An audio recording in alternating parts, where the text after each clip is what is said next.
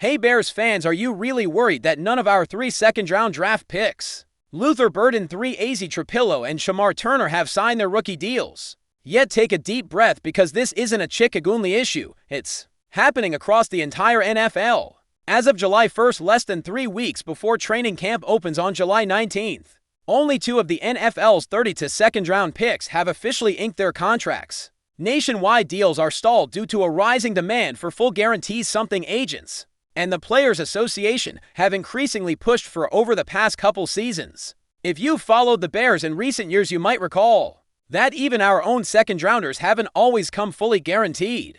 Back in 2023, Tyreek Stevenson and Javon Dexter both signed contracts where less than half of their total value was guaranteed, meaning they still had to prove themselves to secure the full amount. The Bears aren't unique. Most teams are hesitant to guarantee the full for years for these second-round selections. By comparison, first-round picks have had full guarantees for a long time, and third-rounders usually receive at least 1 or 2 years guaranteed, sometimes even 3. But second-rounders are now in this shifting territory between total security and performance boss deals. The league is seeing a trend. Agents are asking for the same guaranteed terms that first-rounders get, and some teams are conceding while others refuse. With the Bears having 3 picks in this round, it's going to be interesting to see if they bend to requests for full guarantees. Luther Burden, selected 39th overall, will probably push hardest for full security. Meanwhile, Trapillo at 56th and Turner a bit later in the round might end up with what people are calling a 3+1 scenario, 3 guaranteed years plus a team option in the 4th.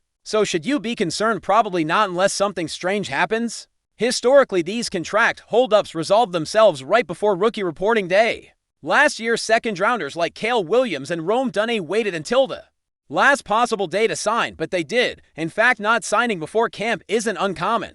Even Rocco Baldelli, or whoever it was who missed part of camp due to contract issues, ended up signing mid-preseason without drama. That said, there are outliers like Shamar Stewart in Cincinnati, whose holdup seemed a bit messier. But as far as the Bears go, I'd be surprised if the 3 of them weren't fully under contract and joining camp on day 1. So beyond the contract drama, what should we realistically expect on the field? Let's break it down. Luther Burden III is perhaps the most talked about. He tested as a top 15 talent in his college class, but slipped into the second round due to some whispers about his football passion and minor character concerns. Scouts raved about his after-package ability and his versatility, playing both outside and in the slot, and even returning kicks. His college coach praised him as a dog, a meme on the field, and a real playmaker. But the concern is consistency and maturity. This guy missed all of the Bears' off-season activities and mini camp, so he's already behind the pack. The playbook for the offense isn't simple either. It takes plenty of mental reps in addition to the physical preparation. Flashy game film is great, but it doesn't always translate immediately to NFL performance. That makes the variance pretty wide. Best case scenario, Luther proves to be a 1,000-yard threat by season's end. He shows he can run crisp routes, break tackles, and be an executor in big games. If that happens, suddenly the Bears might be faced with a decision about DJ Moore, whose versatile skill set overlaps with Burden's. Maybe Luther takes that role and becomes the new face of the offense, making Moore's hefty contract a potential trade chip. That's the dream. On the flip side, the worst-case scenario isn't bleak. It involves flashes of brilliance mixed with inconsistency. Maybe he ends the season with 500 yards and a handful of touchdowns, but with moments of confusion, wrong routes, mental mistakes, missed assignments. In that case, you look at him and see potential, but it's going to take time. And given the Bears' depth and patience, there won't be pressure to force-feed him. They'll let him grow into his role. For now, it feels like he's somewhere in the middling zone, promising, but still needing to prove that NFL readiness. Then there's AZ Trapillo, picked at number 56. The best-case scenario for him is pretty clear. He wins the left tackle job and holds up well. Nobody's expecting All-Pro from day 1, but he could become a rock-solid starter, handling both pass protection and run blocking and take meaningful snaps. On the other hand, the Bears have options at tackle. Braxton Jones and Karen Magaji are both in the mix. If Trapillo falls short, he could end up as a backup or swing tackle. Maybe he backs up on the blind side, maybe he fills in on the right, and maybe he redshirts his rookie year. He's not terrible, but he might not be ready to start. Still, that's not a failure, it's just a developmental year. The middle ground expectation is moderate growth. He'll push for reps, possibly steal playing time, maybe rotate in and give the coaching staff something to evaluate for 2026. Given Ben Johnson's emphasis on quarterback protection, they won't hide him, they'll play who protects the edge best. If Trapillo can hold form, he'll earn spot reps early on. Lastly, Shemar Turner, drafted later in the second round, has had a bit of a rocky road. In college at Texas A&M, he was moved inside to play the 3 technique after playing on the edge. He also battled a foot injury and missed most of the off-season environments, meaning he's a bit behind. Physically, he's built like a modern interior rush, around 190 to 295 pounds, with a blend of quickness and power. Best case scenario, by season's end, he cements himself as the team's top 3 technique interior defender and maybe even phases out Grady Jarrett, who's nearing 32 and past his prime. Worst case, Turner becomes a tweener without a defined role, bouncing between positions and not getting consistent snaps. Even if that happens, he could still become a rotational piece or situational pass rusher. Middle ground, he rotates in flashes. Power in some series shows glimpses of his potential but needs more refinement. Gradual improvement could lead him into the full-time rotation in year 2. So who wins the rookie title among the 3, Burden, Trapillo, or Turner? That's a contest for overreaction after camp. Or maybe you lean toward the high-ceiling playmaker in Luther, the reliable posture of AZ, or the interior disruptor, floor checker in Turner. Only time will tell which rookie blooms first. But for now, none of their contract holdups are major red flags. The league is trending toward pushing back on full guarantees, and contracts can be finalized any day now. The real story begins once camp starts and these rookies hit the field. Let's get deeper into what kind of rookie seasons we might see from these 3 second-rounders if everything goes either according to plan or goes off the rails. Starting again with Luther Burden 3, his physical gifts are not in question. He's explosive. With the ball in his hands, he can turn a 5-yard slant into a 4-yard gain. And his route running, while not elite, is already better than some veteran slot receivers in the league. What makes Burden so intriguing is that he's one of those rare players who can play fast even when he's still learning.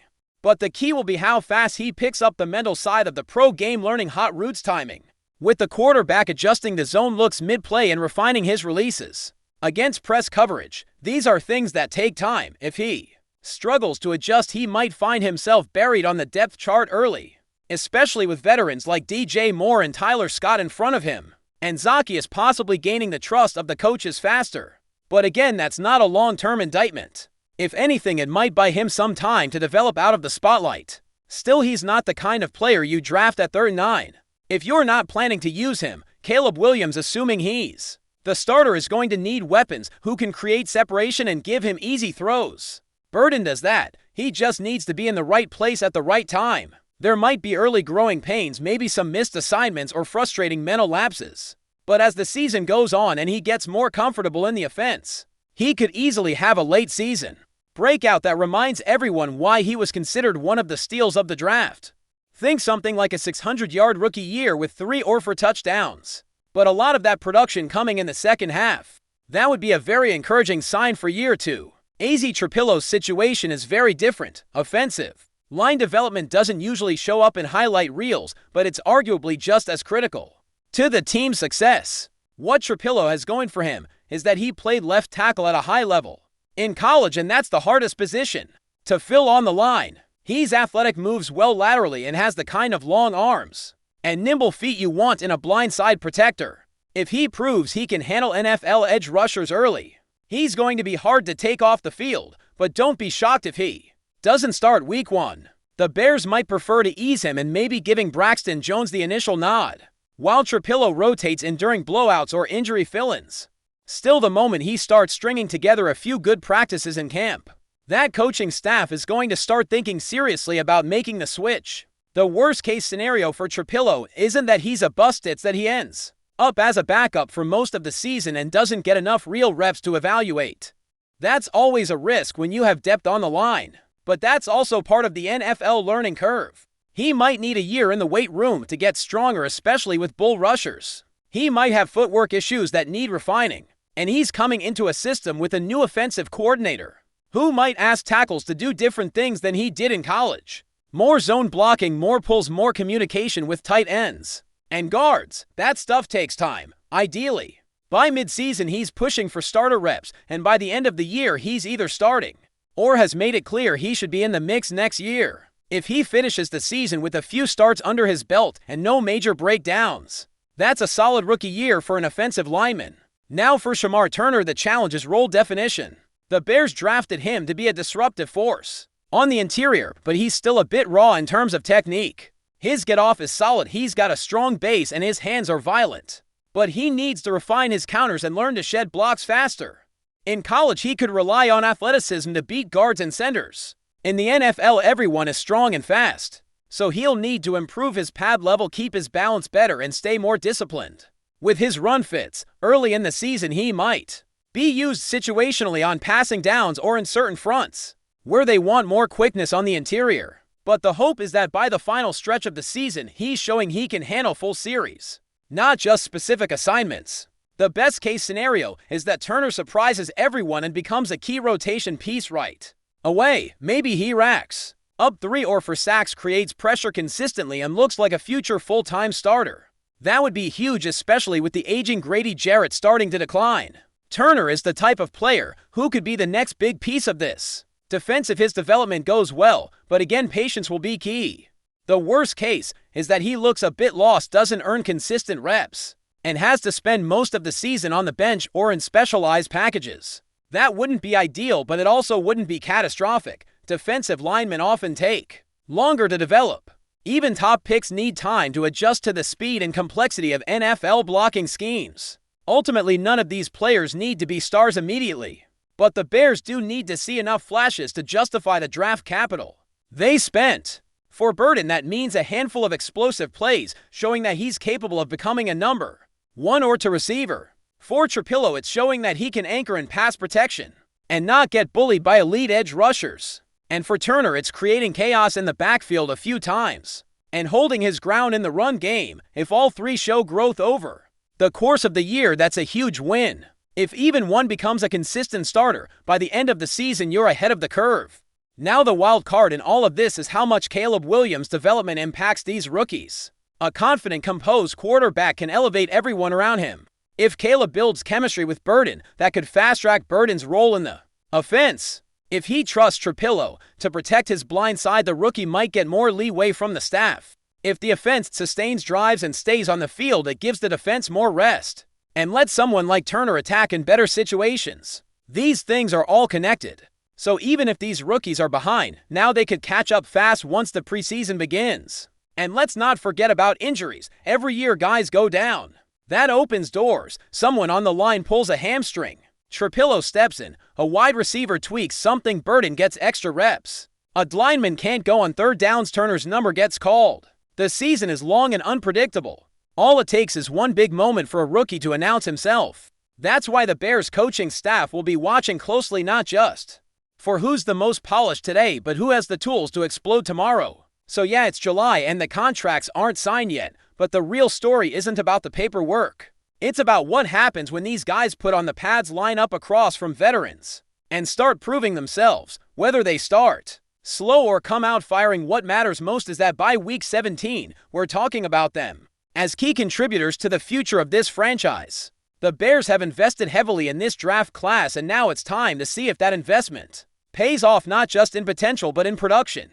Training camp is coming and the spotlight will be hot. Let's see who steps into it and shines. Before we continue, don't forget to subscribe to our channel and give this video a like. Your support helps us keep bringing you the latest updates on our Chicago Bears. And don't be shy, drop your thoughts on the news in the comments below. Rumors are heating up around the NFL that veteran running back Naji Harris could be signing a 3-year deal with the Chicago Bears. While nothing has been officially confirmed, sources close to the situation suggest that the Bears are seriously eyeing the former Steelers star as a key addition to bolster their offense. If true, this move would represent a significant upgrade to Chicago's ground game, adding a powerful and experienced runner to complement their evolving offensive system. Harris, who was drafted in the 1st round by Pittsburgh in 2021, made an immediate impact in the league with his bruising running style, solid hands, and reliable pass protection. Though his production dipped slightly in recent seasons behind an inconsistent offensive line, few question his ability to carry a heavy workload and contribute as a 3-down back. The Bears, who have been reshaping their roster under new management and coaching, could see Harris as the perfect piece to bring balance to their attack and relieve pressure on their quarterback. What makes the rumors even more intriguing is the timing. With training camp just around the corner, insiders believe the Bears are finalizing moves to solidify their offensive identity. Adding Harris would send a strong signal that Chicago is serious about competing now. Some analysts speculate that the team sees Harris as a leader in the locker room, as well as steadying presence for a young roster with high potential, but limited experience in the postseason. Of course, these whispers remain unofficial for now, and fans will have to wait for confirmation from the team. But if the deal does materialize, expect the NFC North to take notice. Naji Harris in Navy and Orange. It's not official yet, but the possibility is buzzing throughout the league. That's it for this update. If you enjoyed the video and want to stay updated with exclusive news about our Chicago Bears, be sure to subscribe to our channel and hit that like button. We can't wait to hear your thoughts in the comments. See you in the next video.